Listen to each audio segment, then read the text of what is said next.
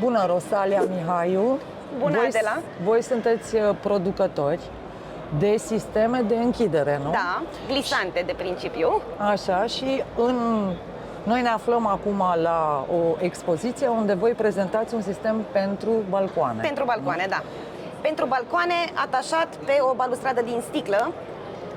Deci se poate face acest lucru, se poate atașa și pe o balustradă din zidărie, dar și pe balustradă din sticlă, cum am prezentat noi aici.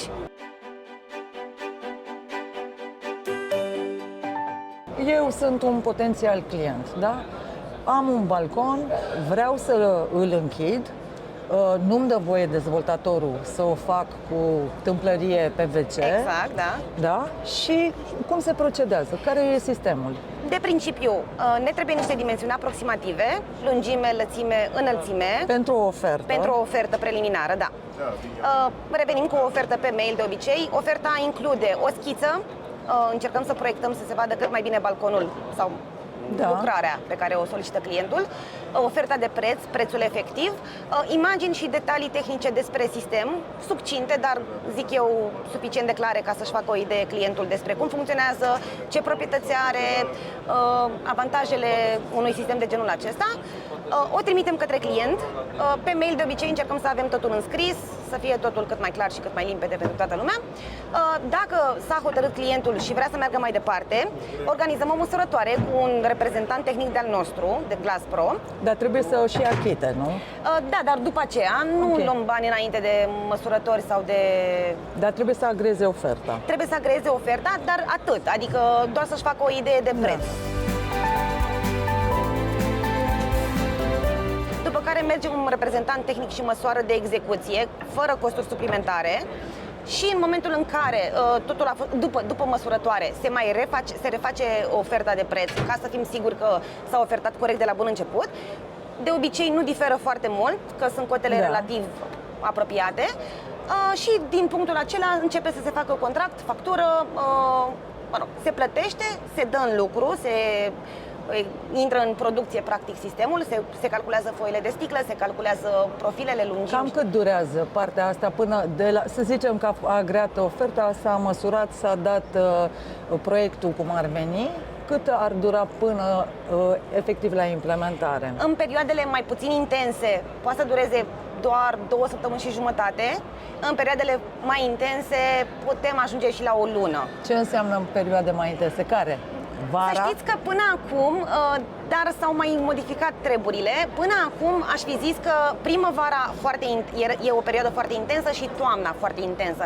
Însă în ultimii ani am constatat puțin diferită, că s-a modificat puțin treaba aceasta și acum, spre exemplu, ianuarie și februarie, care înainte erau luni foarte joase ca activitate, da, au fost mult mai bune. Martie este o lună mai puțin bună, deci acum am avea un termen mai bun, să zicem, ca de livrare, da. După care, da, vara este de obicei a rămas mai puțin aglomerată pentru că sunt concedii și așa mai departe, alte priorități. Hai să vedem cum funcționează sistemul. Practic avem două prinderi, nu? Da. În planșeu, cum ar veni, exact. Și pe balustradă. Și îl mai avem și pe acesta de capăt. Deci se creează practic un contur. O ramă, ca o ramă. Exact. După care sistemul devine sub forma aceasta. El se deschide acționând acest lanț care eliberează aceste prinderi în partea superioară și jos. Exact. După care se trage pur și simplu fiecare foaie de sticlă foarte ușor. Sistemul este foarte rezistent. Nu trebuie să ne speriem de sticlă. Sticla este foarte rezistentă, este securizată. Și văd că are și o grosime mare. Da. Aici noi avem 8 mm pentru că n-am avut nevoie de mai mult, dar la înălțimi de peste 2 metri se merge pe 10 mm grosime, securizată, repet, ceea ce o face să fie foarte, foarte rezistentă. Ea s-ar putea sparge dacă ai lovi-o cu un obiect super ascuțit în cant. Dar chestia asta nu se întâmplă și vorbesc de trebuie să o lovești foarte tare cu ciocanul sau ceva și extrem, extrem de tare.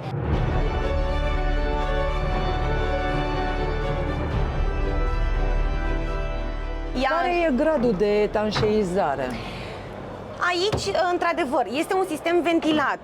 Practic, dacă afară am avea minus 5 grade, înăuntru, în balconaș, ar rămâne undeva la 0, 1, 2 grade.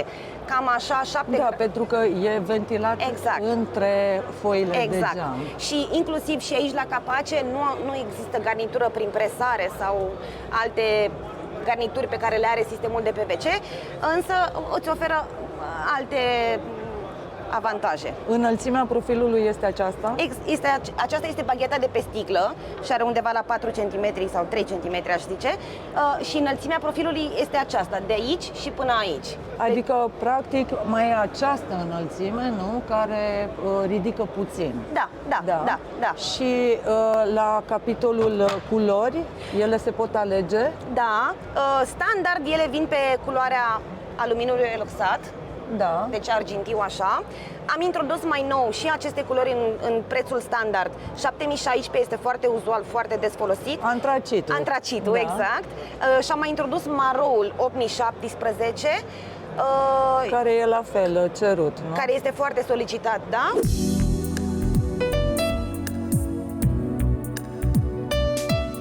Aici ce avem? Avem culisare pentru terase? Pentru terase, în general, este un sistem tare bun, care se montează foarte ușor. Foarte multă lume îl montează fără să aibă experiență în așa ceva. Așa ceva s-ar potrivi și pentru balcoane, care, de exemplu, la case.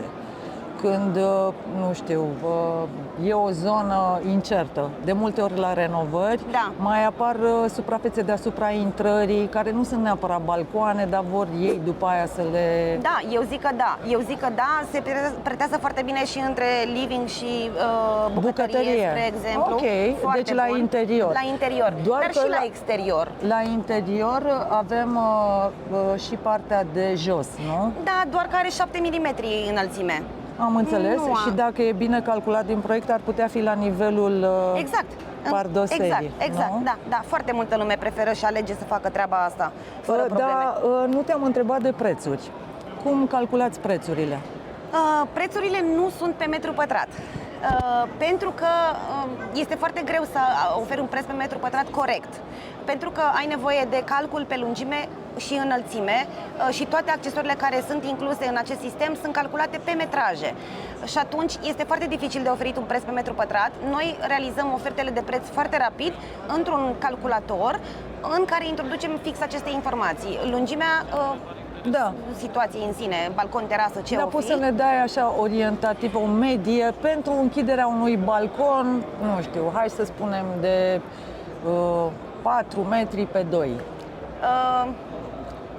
Sper să nu mă înșel, dar cred că ajunge undeva la între 150 și 180 de euro pe metru pătrat, cu tot cu montaj. Sper că n-am zis o... Da, cam așa, nu? Ok, da. Dacă ar fi să împarți cumva. Sper că da. Iar la partea asta de închideri între camere, care este înălțimea foii de geam pe care o puteți asigura? Că sunt locuințe care au 2,70 înălțime, 2,80 chiar. Din cartea tehnică s-ar spune undeva la 2,70-2,80. Maximul. Dar noi am mai făcut și la 3 metri, unde am considerat că avem rezistență, avem prindere foarte bună și nu au fost probleme. Adică nu m-aș limita doar la 2,70 în cazul în care ar fi nevoie. Am înțeles. Și sistemul de glisare e practic acesta, nu? Da, exact. Adică se strânge într-o parte, Exact, da. Bine, la fel de bine îl putem, asta îmi place foarte tare la acest sistem, că este versatil și poți să-l strângi în direcția asta dacă ai nevoie. Dacă te-ai plictisit sau, nu știu, trebuie să muți o masă sau trebuie să muți un dulap, poți să-l muți în partea cealaltă fără probleme, la fel de bine cum l-ai adus încoace. Bine, poți să pui și două mânere, bineînțeles. În sensul în care are niște opritoare și atunci se poate acționa din ambele părți. Multe sisteme, să știți că nu se pot acționa. Nu sunt reversibile, ca să zic așa. Da.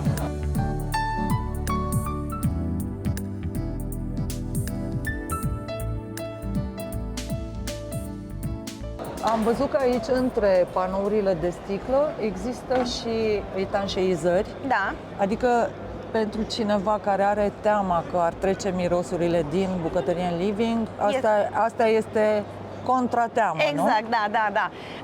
Dacă nu li se par aspectuoase, mai sunt niște variante de garnituri transparente siliconice. Acestea sunt garniturile siliconice care pot fi folosite ca o alternativă pentru cele din aluminiu. Între foile de Între geam, foile de nu? geam, da. Și ele pot fi transparente, nu neapărat nuanța asta, sau are puțin culoare? Așa vor fi, da, așa vor fi. Nu sunt cele mai aspectuoase, dar uneori este nevoie de ele.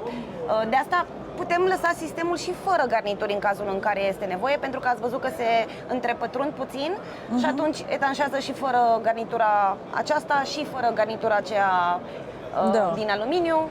Văd aici un alt sistem de închidere. Așa. Și, da, care acesta se pretează la interior sau e tot pentru terase? De regulă îl putem monta unde dorim noi, unde avem nevoie. El este special conceput pentru balcoane, unde și pentru terase, dar în principiu pentru balcoane unde avem nevoie ca înălțimea să fie respectată de sus până jos. Adică, spre exemplu, dacă avem o balustradă din aceea de sticlă la balcon și nu vrem să punem peste ea sistemul de balcon, îl putem pune în spatele ei. Practic rămâne balustrada la față, în spate sistemul.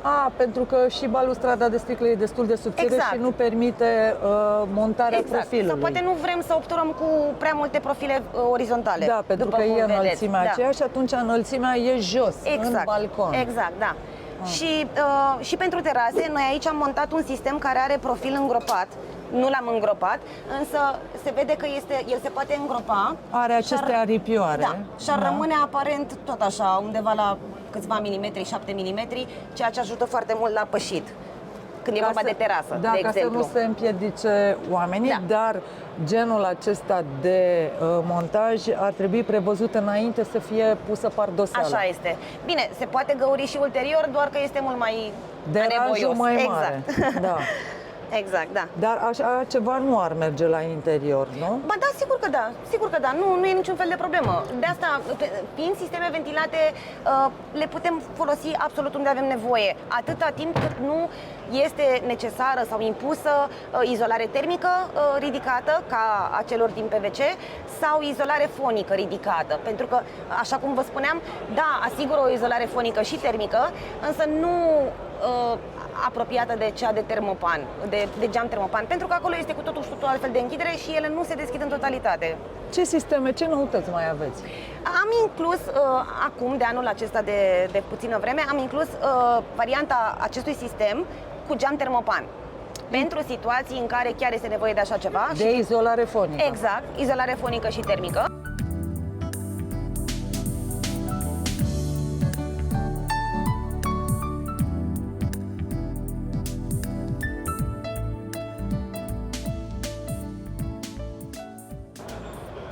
Deci acest sistem e cu geam termopan. Cu geam termopan. Izolează ceva mai bine decât sistemul clasic. Și este destinat pentru terase. Terasele pot fi și pentru foișoare. Asta voiam să spun, că terasele pot fi terasele apartenente de casă, dar pot fi și foișoare de sine stătătoare foarte bine. Practic înlocuiește o tâmplărie clasică din PVC, nu? Da, exact. Și profilul la fel este, poate fi îngropat?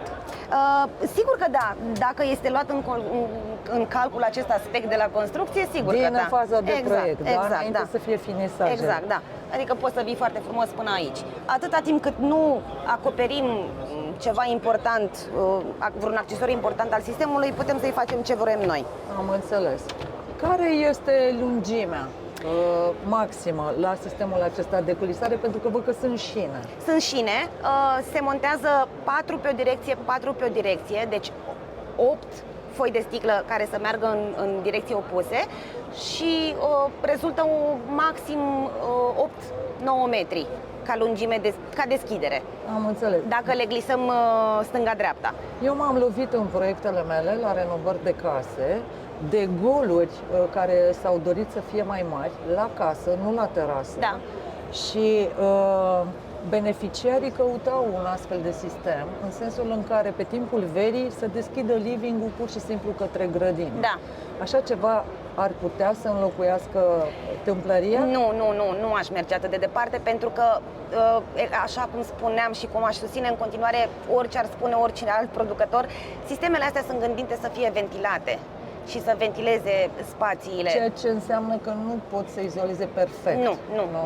Nu le-aș garanta pentru așa ceva. Dacă ar fi încălzite, s-ar pierde căldură. Exact, da. Ar fi o irosire de bani și de energie din casă, ca să zic așa. Îți mulțumesc foarte mult pentru informații și pentru onestitate și mă bucur că sunteți producători români. Mulțumesc tare mult și eu și mă bucur că te-am cunoscut în sfârșit.